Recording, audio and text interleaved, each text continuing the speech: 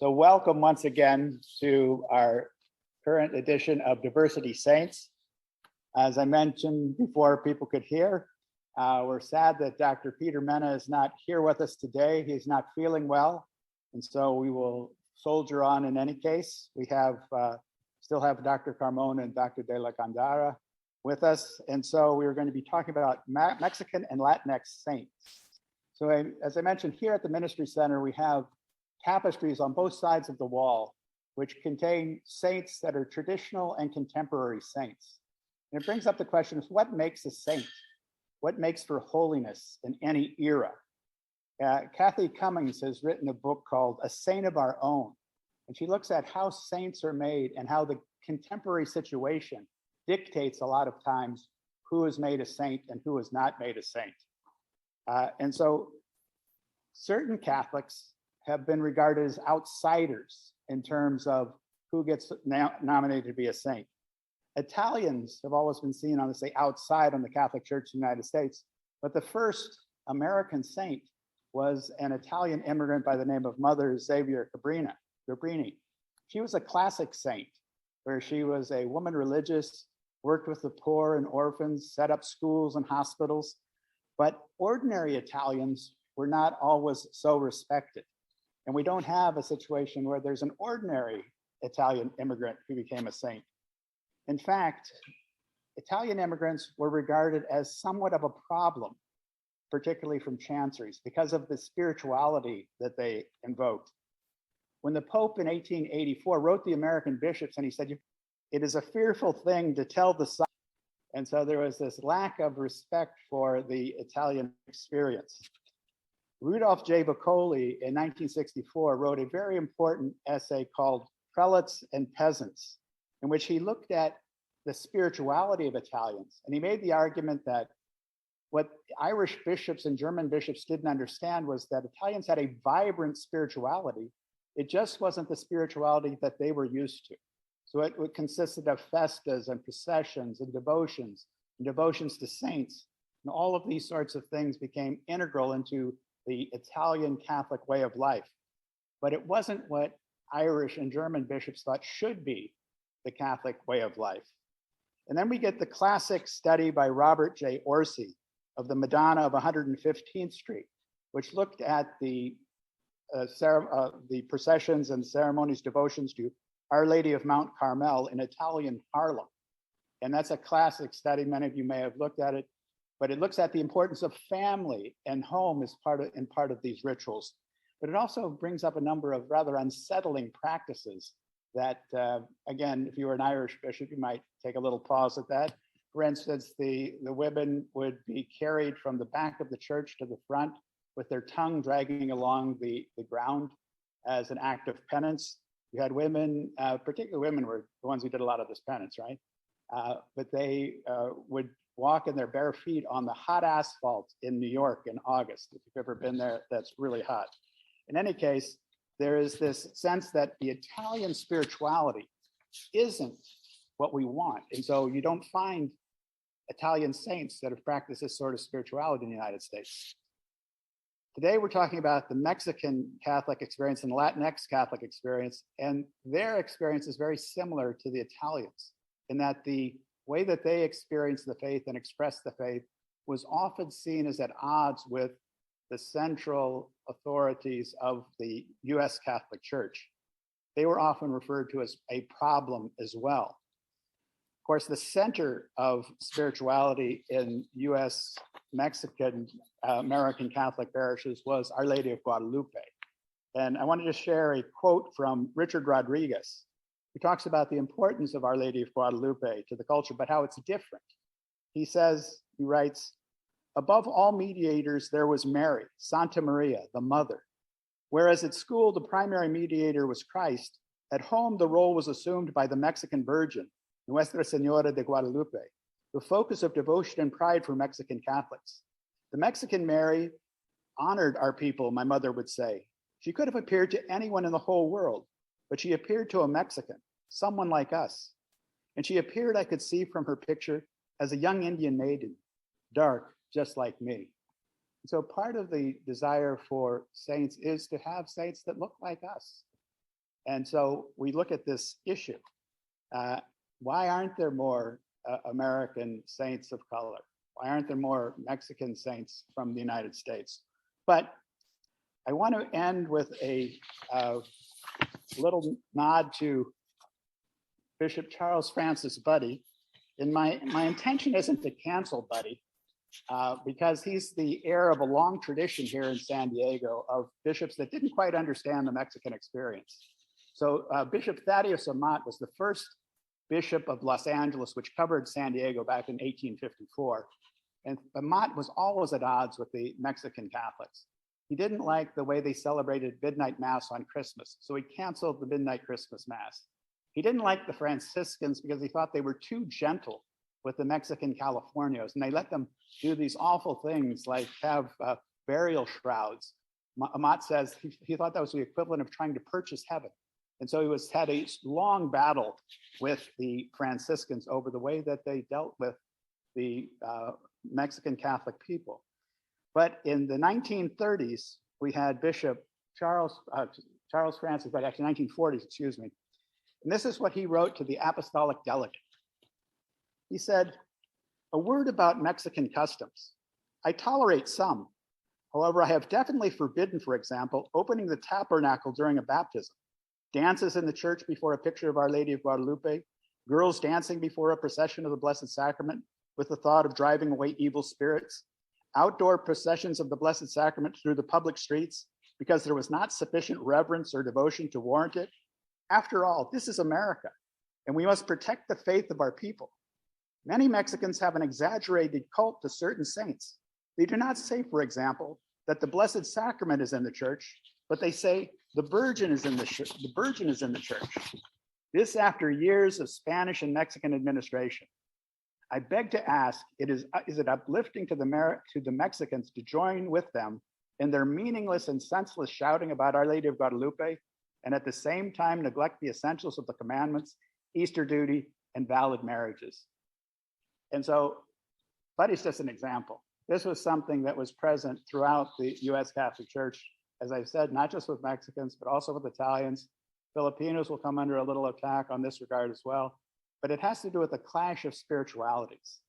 And so, Buddy's, is he a future saint? Well, we'll see. But this doesn't bode well for him. So anyway, this is a way of expressing the faith and that we're addressing today.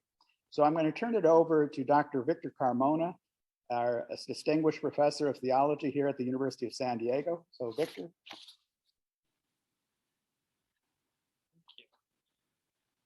Hello, everyone. So I'm going to be facilitating our conversation with Dr. Cristi de la Gándara. But before doing so, I just wanted to offer a few comments. First of all, thank you so much for helping me understand why San Diego lost the practice of the matachines. So matachines is a type of dance that Mexicans and Mexican Americans take up. And, particularly around the Feast of Our Lady of Guadalupe, beautiful dance that precedes the Feast of Our Lady of Guadalupe and then is made throughout the day of Our Lady of Guadalupe. And it's a dance that in parts of Texas, particularly in San Antonio, is essential to the Feast of Our Lady of Guadalupe, even within and particularly within Catholic parishes. And I always wondered, well, ¿por qué San Diego no? Well, now I know. It's likely that Bishop Buddy had a bit of a hand to play in that.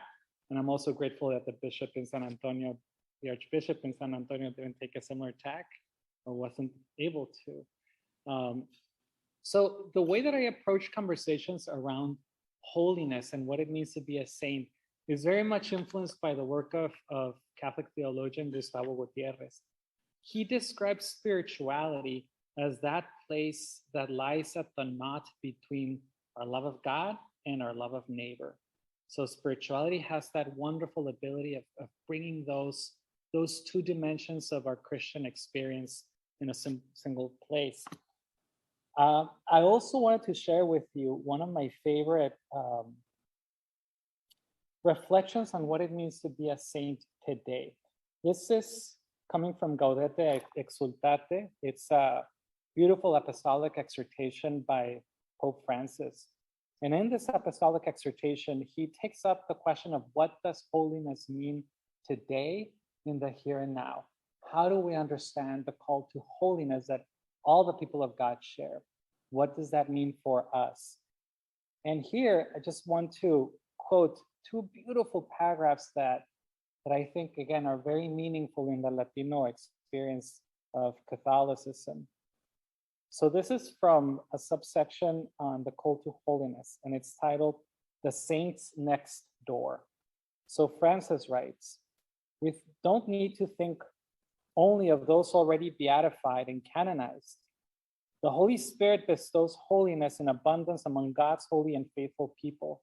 For, quote, it has pleased God to make men and women holy and to save them, not as individuals without any bond between them, but rather as a people who might acknowledge God in truth and serve God in holiness, close quote. In salvation history, Francis goes on, the Lord saved one people. We are never completely ourselves unless we belong to a people.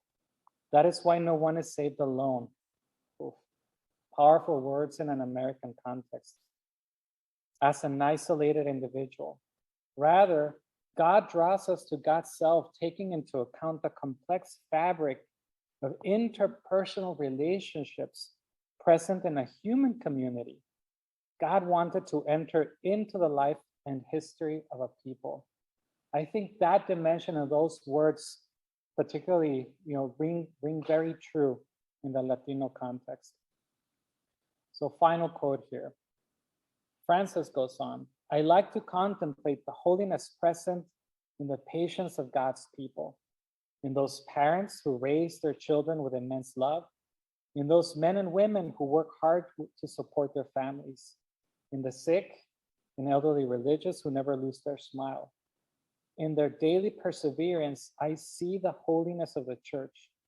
Very often, it is a holiness found in our next door neighbors, those who living in our midst reflect God's presence. We might call them the middle class of holiness. So very present, just active in present daily life in what in Latino theology we call lo cotidiano. It is there where the intersection of God's love and our neighborly love comes together. So with that, let me introduce Dr. Cristi de la Gándara, who will be having a wonderful presentation on La Santa Muerte. Dr. de la Gándara.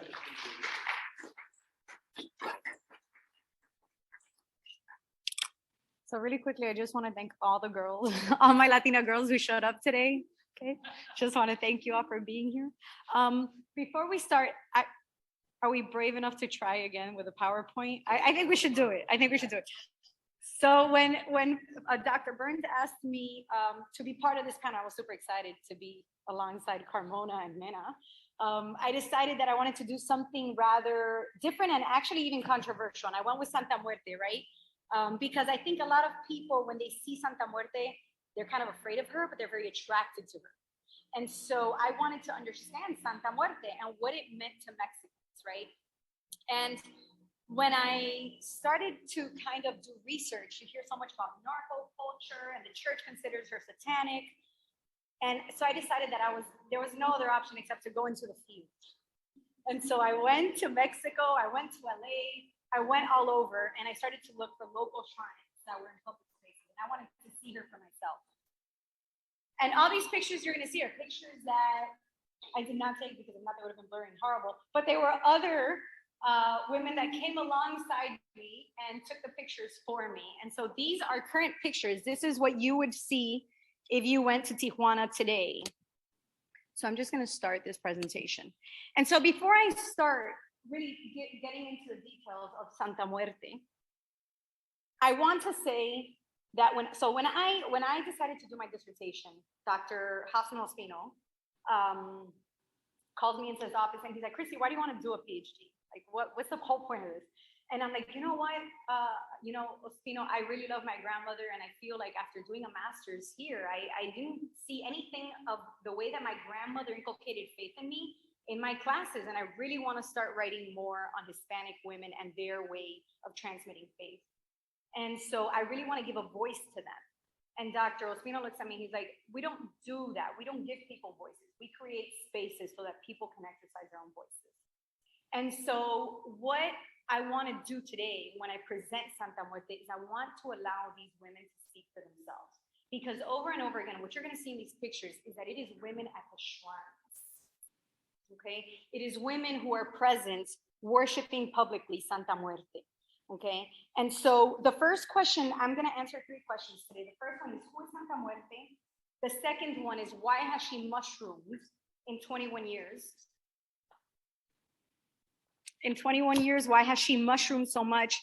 And then let's talk about the fact that everybody, like I said, thinks of narco culture when they think of Santa Muerte, and yet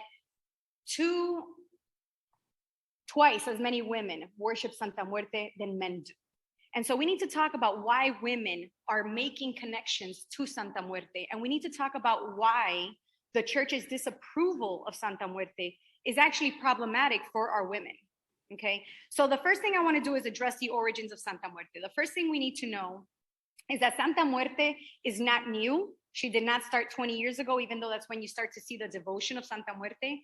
Santa Muerte actually started way hundreds of years before. So for some people in Mexico, Santa Muerte actually has her origins in Aztec mythology. And so she's actually Mictecacihuat, which is known as the Lady of the Dead. She's the Aztec goddess of death, who along with her husband rule over the underworld of Mictlan.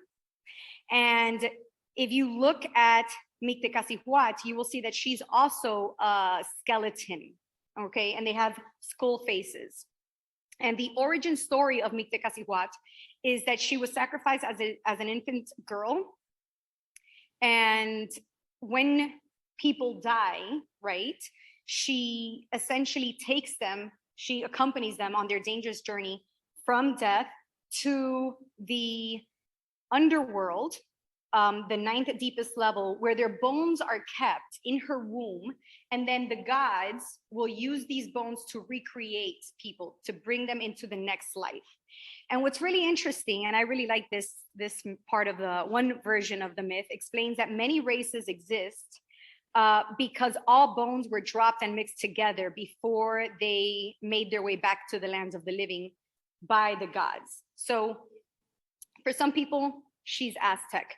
For a lot of the researchers that I came across, she's actually La Parca. La Parca is the Grim Reaperess that came to exist in Spain during the bubonic plague. So when you have 2/3 of Europeans dying, okay, 1/3 of Europeans dying.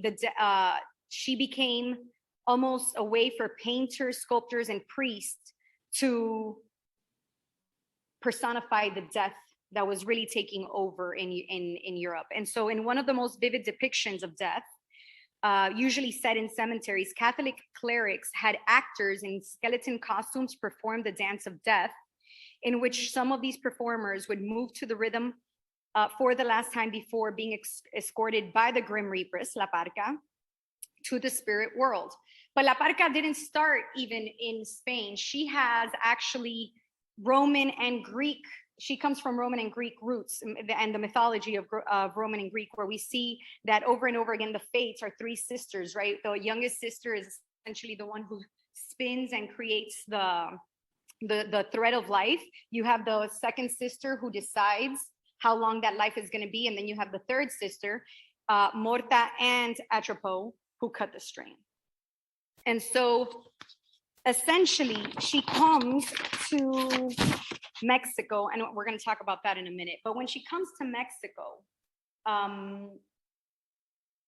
there starts to be this superstition, right? Because she becomes very well accepted by Mexicans because of their own Aztec origins. And the church tries to suppress this veneration to La Parca. And so we have documents from the archives of the Inquisition titled "Concerning the Superstitions of Various Indians from the Town of San Luis de la Paz," where we hear of Santa Muerte for the first time. And it says that the Chichimec people, which in the present day is the state of Guanajuato, the church records 30 Indians who at night would gather in their chapel to drink peyote until they lose their minds. They light upside down candles, some of which are black. They dance with paper dolls. They whip holy crosses and a figure of death that they call Santa Muerte. And they will burn it if it does not perform a miracle. And so the miracle in question actually had to do with local political control. And the punishment for these superstitious behaviors was the destruction of this chapel.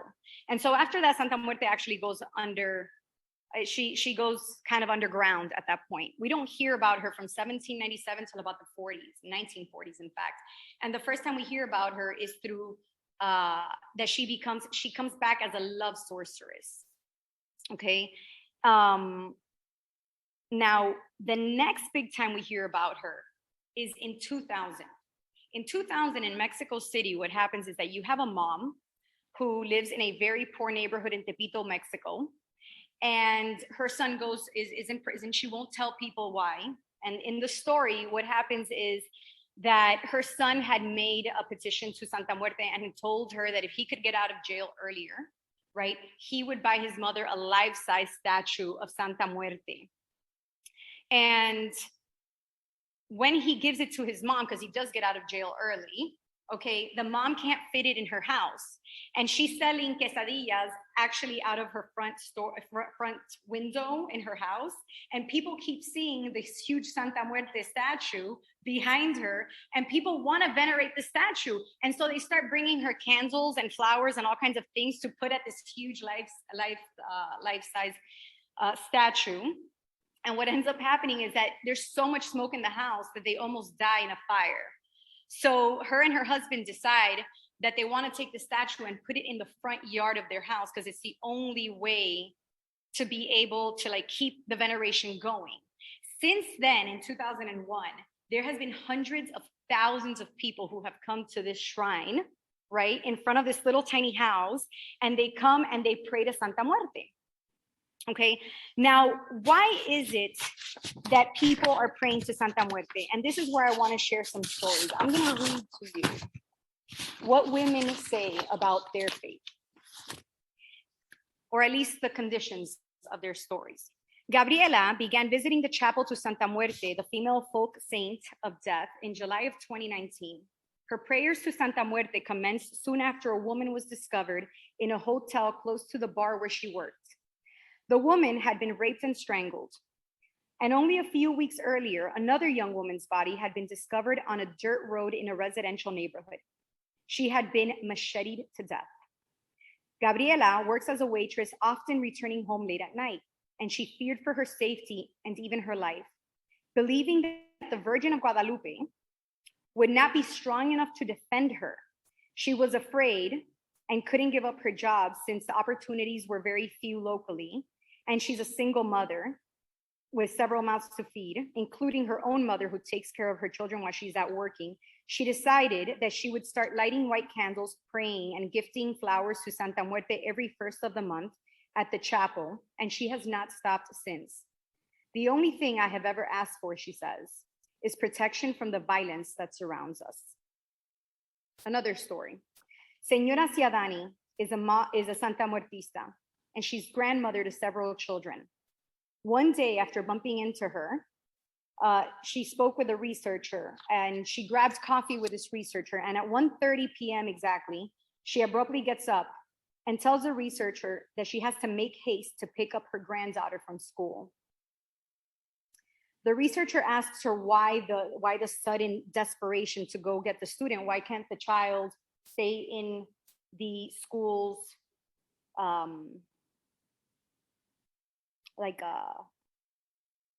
it's like the yard, the school yard. And this is what the grandmother said. If she did not pick her up immediately after class let out, someone might rape and murder her. Someone might kidnap the girl and sell her into prostitution. Someone might remove her heart, kidneys, eyes, and livers to sell them to affluent people for their ailing child. The girl might disappear with no explanation and the police would do nothing about it. Female life, in particular, she explained, is not worth anything, except to those who make money from it. Ciadani blamed the narcos. They're not welcome in my village, she said. Los campesinos, the farmers, they fight with their machetes against the narcos, but we women will fight too. We will take our garrots and throttle them if we have to. They can come with their guns, but we are ready. And so she worshipped Santa Muerte as well and asked her for protection. Interestingly enough, after doing all this research, Kate Kingsbury, who had been in Oaxaca studying women, she says,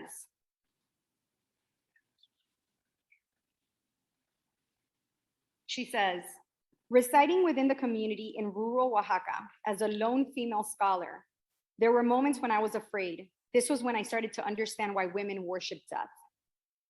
Looking up at the demure, almost self-effacing gaze of Guadalupe in a local chapel, one day, and then later at Elena's chapel, being met by the defiant glare of the skeletal figure of death as she brandished her scythe menacingly, I had a realization.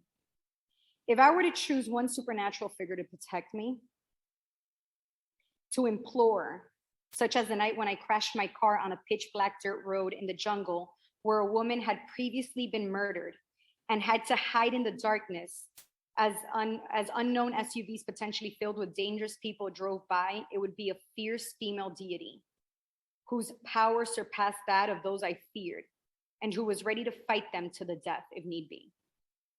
She asked one of the women who owned the shrine, why do so many women come to the shrine of Santa Muerte? Her response was, more women come because we have many problems. It is a battle. Estamos en lucha. Women may be worth little to most, but not to La Santa. No one else listens, but she does. I spend hours talking to her. I come into the chapel and I tell her my problems and she listens because she's a woman and she has suffered the same difficulties. The saint is imagined as a woman, and like them, she takes on the roles they do and understands the injustices and the difficulties that they face. Because as Elena pointed out, no one else does. Women faced with the daily fear of death and violence are imbued with strength to face their fears and cope with their pain, as they do not have the choice to do otherwise. Santa Muerte vindicates their desire for justice and for a better life, rather than, as the Catholic Church has often done, enforce submission and acceptance, like the state blaming female victims as well. So there are three things I wanted to point out. When we look at Santa Muerte veneration, there are three big things that people tend to ask Santa Muerte for. Number one, like I said, she was a love sorceress in the 40s, right? When you are a woman, and especially in the 40s, right? And you have one male breadwinner, and this man is potentially having an affair and is going to leave you, and there is a threat for your life, and it's a very real threat of provision for your life and your children's, people reach out to Santa Muerte. Okay, and what's really interesting is that when women pray to Santa Muerte and they're asking for this preventing of spousal abandonment, with a fear of how they're going to support themselves afterwards, there is very few prayers that I saw where women were wanting men to be punished. It wasn't a desire for these men to be punished. It was more than anything a desire to preserve the life of their children, their lifestyle. And essentially, it's the only recourse of action that you have when you live in a society where there is enduring sexism, very restricted labor markets. All of it kind of comes together, which leads to love spells. The second thing that was really interesting is that a lot of people pray to Santa Muerte for healing, despite the fact that she's actually the Grim Reapers, right? And that's because in Mexico, 75% of alcohol, for instance, is consumed by only 25% of the population. And the US is the same. About 80% of our alcohol in this country is consumed by about 20% of us.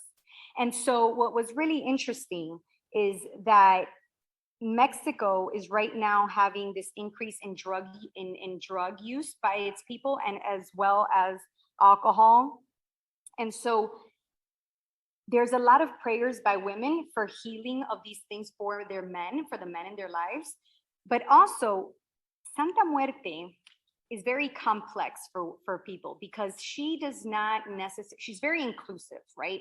So for instance, a young woman who was an inmate in the Mexico City Penitentiary for women claimed that she would pray to Santa Muerte to help, not to necessarily help her with her recovery, but to hold her hand while she got high in her cell. And she essentially prayed for not to die of an overdose. And so what we see is that some of these prayers, they're not the kind of prayers that you would take, for instance, to Guadalupe. They're very dark prayers. They have a lot to do with our humanity and our brokenness and where we're at. And this is why she's so attractive to many people. She's attractive because when we look at Guadalupe, there is this need to be better, to be holier, to be good. And with Santa Muerte, your humanity and your brokenness and where you are is a bit more acceptable. She will find you where you are. For many of us women, right? And I'm looking at the Latinas in this room right now, right?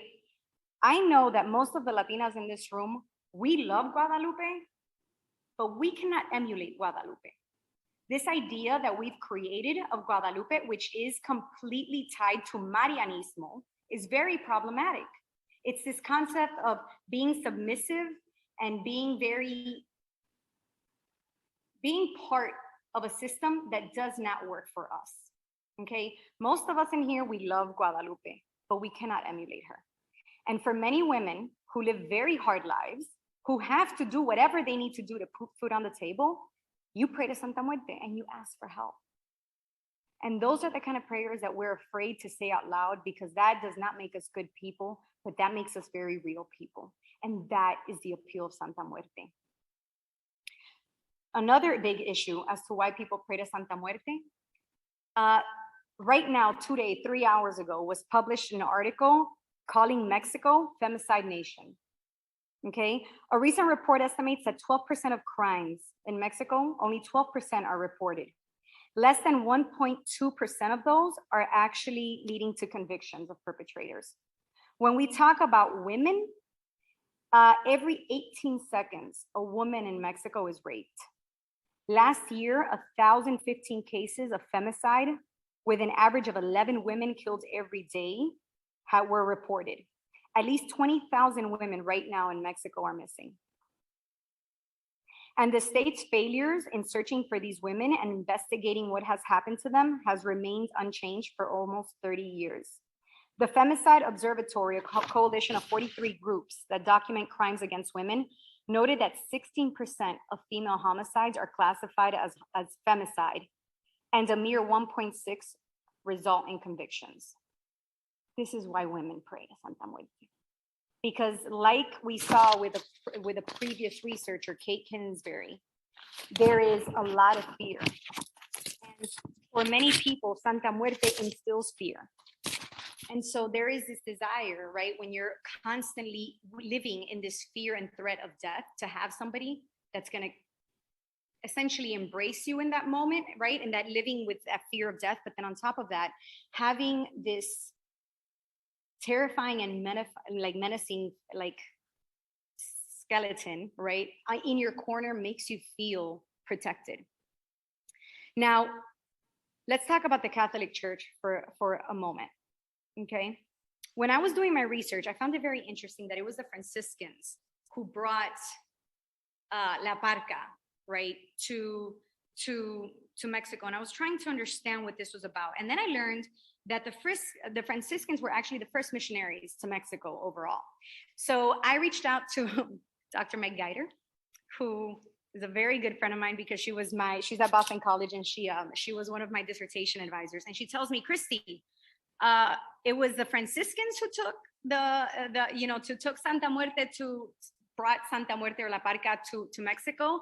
And I was like, yeah, what do you think that's about, Meg? And she's like, well, the Franciscans have a devotion to sister death, because St. Francis of Assisi, when he was dying in a small hut, that was built for him near the chapel of Saint Damiano, he actually he recited and the Canticle of Brother Sun.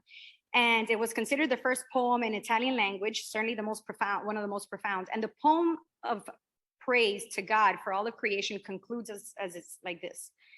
Praise be my Lord through our sister bodily death, from whom no living person can escape. Woe to those who die in mortal sin. Blessed are those whom sister death will find in your most holy will. For the second death can do no harm. Praise and bless my Lord. Thank him and serve him humbly but grandly. And so Sister Meg goes on to tell me that the first wave of Franciscans that came to Mexico, actually, before the conquistadores got there, when they found the indigenous, they were so moved by their purity and that they believed that they had found Eden. And they believed that the indigenous were actually not tarnished by original sin. And so later on, we have this idea that the indigenous people with different waves, of course, the conquistadores, and then other waves of missionaries, then we start to develop this fear and suspicion of indigenous culture. But what that got me thinking about is that when we look, most of the people that identify today as Santa Muertistas, they identify as Catholic, and they do not see any sort of conflict there in their faith, despite the fact that the church in 2013, I'm just going to read this. Spokesperson of the Catholic Church have denounced Santa Muerte as a satanic idol among the president of the Mexican Bishop Conference, Jose Guadalupe Martin Rabago, in 2004. In May 2013, the Vatican issued the first statement on the cult. Its cultural minister, Cardinal Gianfranco Ravasi, accused the saint's devotees of sacrilege and anti-religious behavior, claiming that religion celebrates life. But here you have death. It's not religion just because it's dressed up like religion. It's a blasphemy against religion. He has compared the Santa Muerte cult to the spiritual practices of Italian Cosa Nostra, stating the mafia, drug trafficking, and organized crime have nothing to do with religion. And so, and then in October 28th, the Mexican Bishops' Conference issues another statement further condemning worship of Santa Muerte, presenting the cult as evil and demonic, and warning worshipers that they might lose their family members and actually suffer misfortune if they continue worshiping Santa Muerte. So I actually spoke, and you saw him earlier, a little man with a purple hat. So I found him at one of the shrines in Mexico, and he identifies as a Santa Muerte priest. And I asked him, right, because the church has created this very black and white, concept of who she is and that she's problematic. And I asked this priest, who is she? And this is what he shared with me. He says, who is she? What is she? She's not diabolical or evil. You will not see her and die. In fact, she does not take your life. The God that gives you life eventually reclaims it. From the day you are born, you begin to die. And until your time comes, you must pray to God. La Santa simply grabs your soul and brings it before God. When man disobeyed God, he took them out of the paradise of Eden. God put a guardian at the entrance of the garden. Many say that this is the archangel Jofiel guarding paradise. And when the Lord took Adam and Eve out, he grabbed an angel and assigned her the task of releasing man from their fallen condition. You are no longer going to be an ordinary angel. You're going to be the angel of death. He gave her a sacred scythe, and with her scythe, Santa Muerte starts reaping the souls of men across history, and her power was extensive. She took the lives of kings, the rich, and all alike. Throughout the ages, many have tried to take her scythe in attempts to keep their lives, but no one had succeeded. Until one day she came across one man. She collected him as she had done with all others. And then she sees him again, and she asks this man, if I already took you, how are you here again? And when she realizes that she stands before Jesus and what had happened and that the prophecies had been fulfilled, she fell at his feet. She broke her own scythe and asks Jesus for forgiveness. And Jesus picks her up and replies, continue with the task that my Father gave you.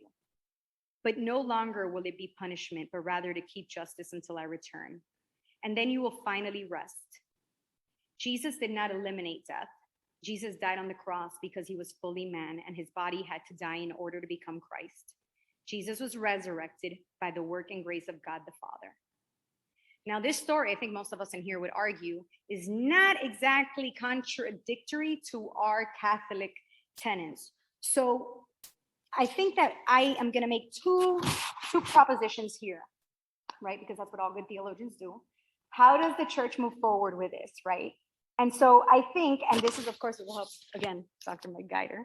Okay, I think that there are 2 points that need to be made here.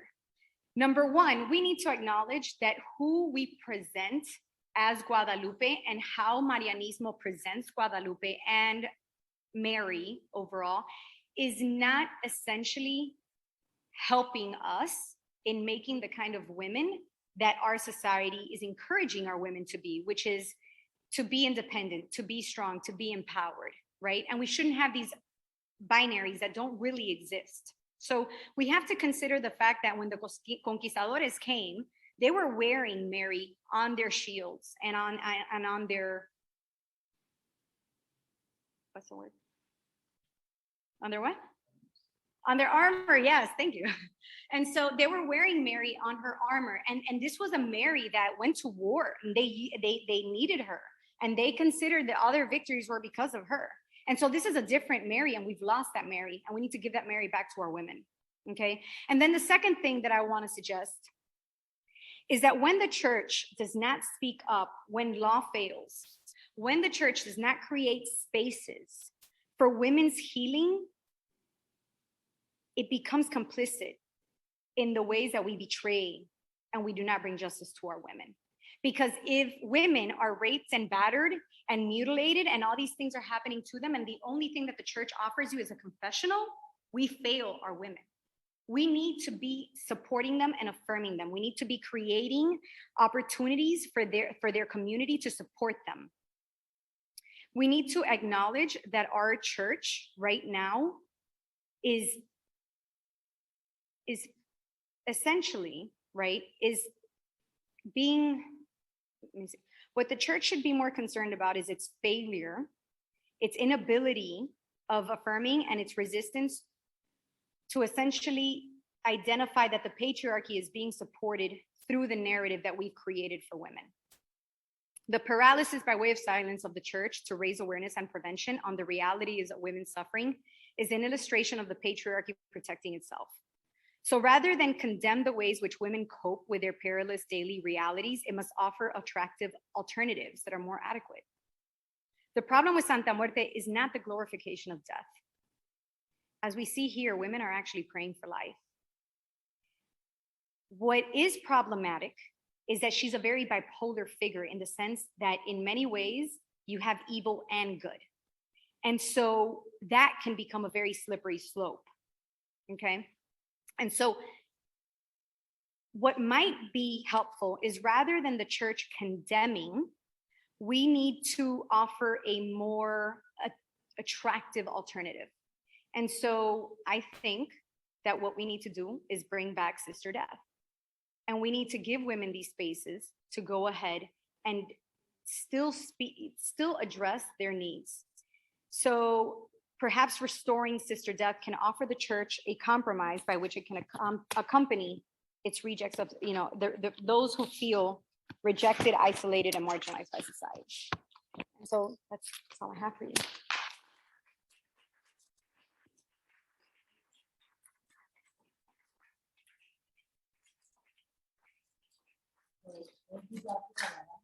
So any comments, questions? Any comments, questions, reactions with Dr. de la Gándara? Be gentle.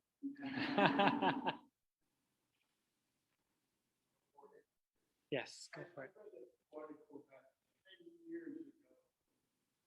Going Mexico, Central South America, about the land bound. The history of the land bound. And it turns out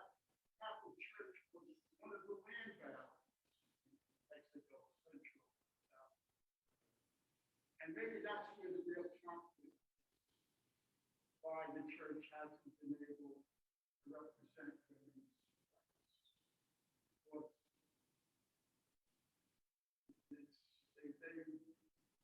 Again, this is going back to when the Americas were discovered from Columbus. Good thoughts.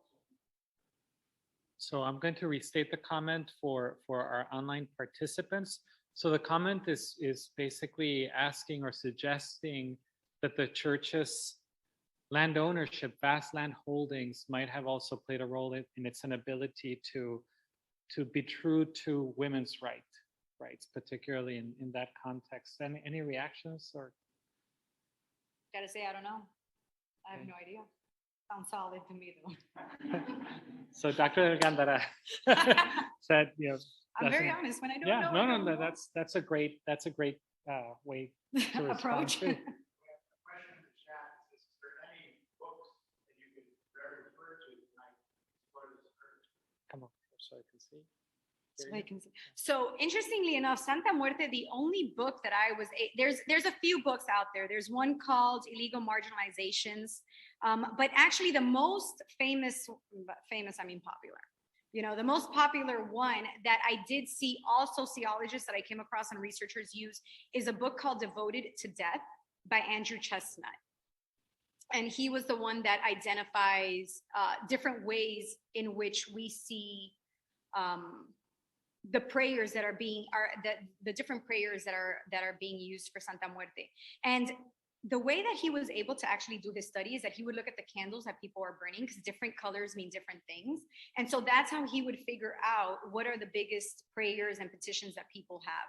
But I think it's worth noting that he did bring up the fact that in 20 years, Santa Muerte has mushroomed to the point where there's about, in Mexico, which has about 100 million people, about at least 10% of Mexicans now worship or just, have a devotion to Santa Muerte. It has grown substantially. So we have close to 15 million people devoted to Santa Muerte. It has grown significantly. I mean, the other book that I would, for the person who asked online, the other book that I would recommend, particularly to think critically about the horrible reality of feminicides in Ciudad Juarez and the church's failure to respond to them. And by church here, I don't just mean bishops, but all of us who are Catholic. It's a wonderful book by Nancy Pineda Madrid titled Suffering and Salvation in Ciudad Juarez. So Suffering and Salvation in Ciudad Juarez. And there in that book, she basically takes up the problematic understanding of salvation that many Catholics in practice have taken up, which is frankly an understanding that is seeped in an individualistic understanding of salvation that has let go of a deeper, older tradition of salvation as also being communal, salvation that implies also communal responsibility in pursuit of justice. Really quickly, I just wanted to say the book and all of the research I found, none of it actually spoke about Santa Muerte from a Catholic perspective.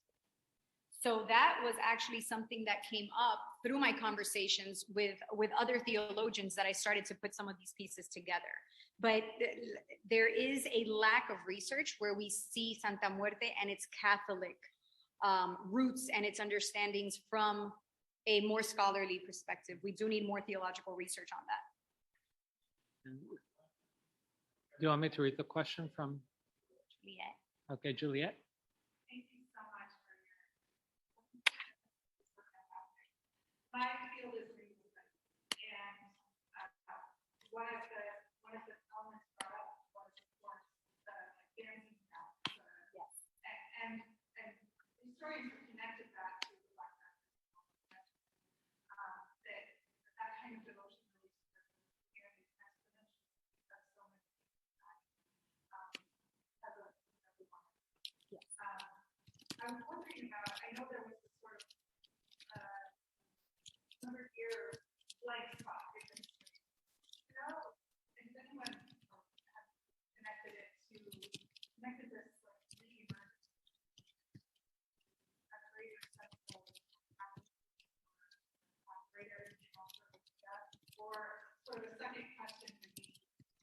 horrific uptick when Right. or even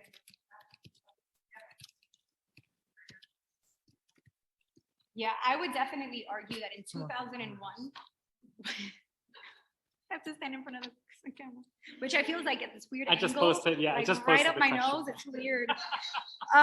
But essentially, yes. So Santa Muerte kind of mushroomed in 2001, and a lot of the research is kind of pointing out that it didn't specifically state it, but I definitely would agree with you that I do think that feminicide, which has been on the rise over 20 years, the drug, the narco culture, which has also gone through the roof.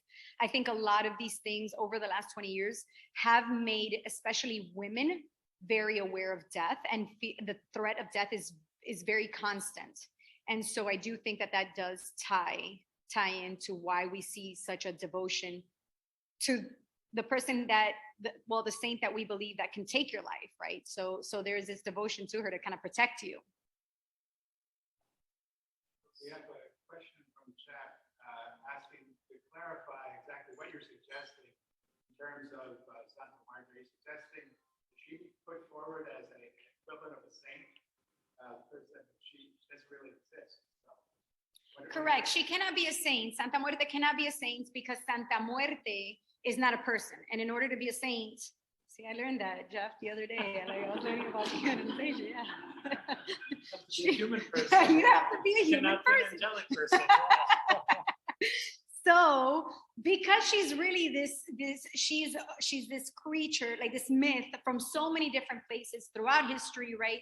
I am not suggesting that Santa Muerte be put forward as a saint. I do think that my suggestion, and I'll be very honest and very transparent right now. I was hoping that today during this panel, we could discuss this a bit further and we could really help me like just, figure out my thought process. But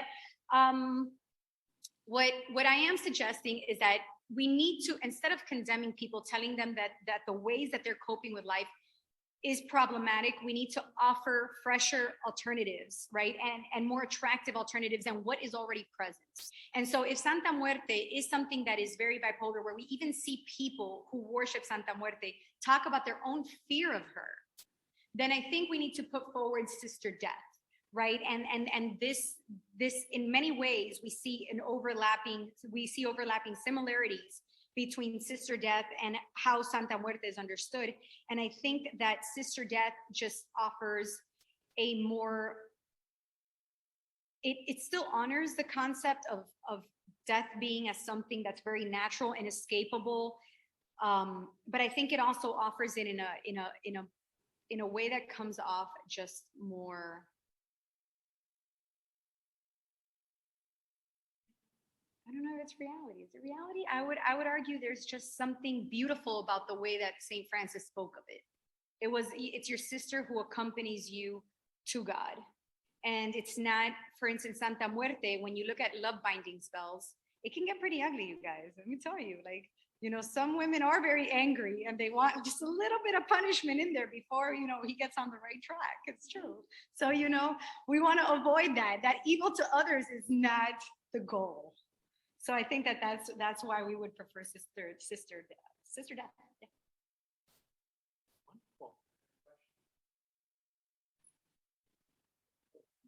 And I'll type the question as you stated. Go for it.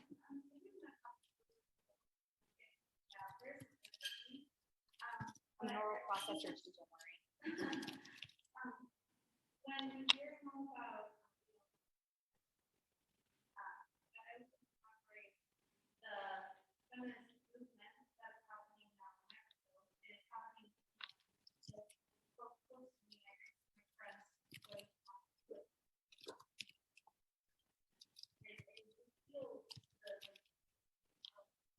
the one thing that I can't see in Canada is the presence of church. And I think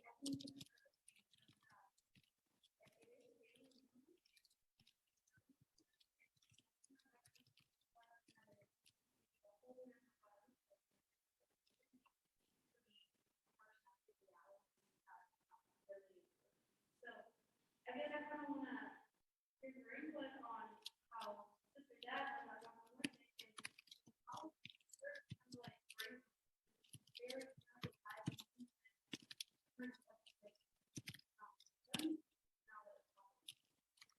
You know, one thing I will say is I definitely Come think. on, come on, come on. Sorry, this is my job. It's Go not ahead. you, it's Come not on, you. come on. I just forget. I get all excited and I forget what I'm doing. Okay. So I would actually argue that the way the church should do this, and I say this very humbly, is I think the church needs to create spaces for, to not only raise awareness, but to help with prevention. And I think that it needs to do this by creating spaces for women to be able to take ownership. This cannot be something that is done top down. I think we need to create spaces for women to be in community, and they need to have the support of the church.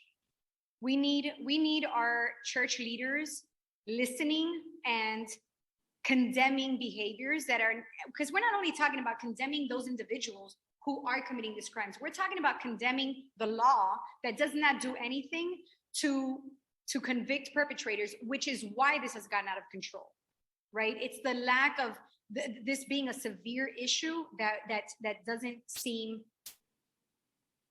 the church's silence on the fact that there is no real justice is what's really problematic. And so I think that the church needs to, support women by creating those spaces. I don't know exactly what that would look like. You guys, I didn't come here with like a 5-point plan. I don't know. And the final question is Dr. Garrett. Yes. Thank you again for the presentation. Traditionally, I've always heard that the Guadalupe contrasts with Reach. I was interested to hear how you contrast with I was just wondering how you Yes. So the question is around for people in the audience. The question is asking for a comparison and relationship between Our Lady of Guadalupe and Sister Death. Is that a fair? previously we always looked at Reach. With La Malinche. Thank you. So Okay, so as all of my girls will tell you, the first thing I ever do when I start any sort of project, I'm like, I'm not Mexican, I'm Cuban. I don't know anything about this. Like they literally. So I have to be honest. I've heard of La Catrina, I've heard of La Malinche, I've heard of La Llorona, but I don't even know how they're like the differences. Like I don't know like the stories behind them. I need to learn more. But I will say that some of the differences between Guadalupe and Santa Muerte, which I find very interesting, is that there's a few things that people identify. So one of the big differences is that people actually believe that Santa Muerte, like Guadalupe, is very maternal. She wants to protect you at your most vulnerable moment, which is death, right? But she is, and she's also very funny. People talk about Santa Muerte because she knows that we're all going to die, right? Our life is very mortal. She really enjoys life with us. There's a lot of joy and a lot of laughter that's how people would describe her, despite how scary she looks in some of those pictures, But there's one picture that I love how she smiles. I feel like I keep saying this, but I do. But anyway, so she's actually when people describe her, they describe her as very lively. She has a lot of life, despite the fact that she's a Grim Reapers.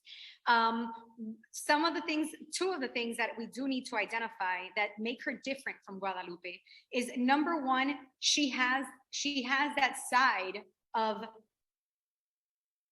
being very capable of causing evil, suffering. She is how you would enact, right? Because one of the things that Sister Meg told me is that there's nothing wrong with feeling rage and jealousy, for instance, right? Which is what a lot of women feel after these crimes have committed.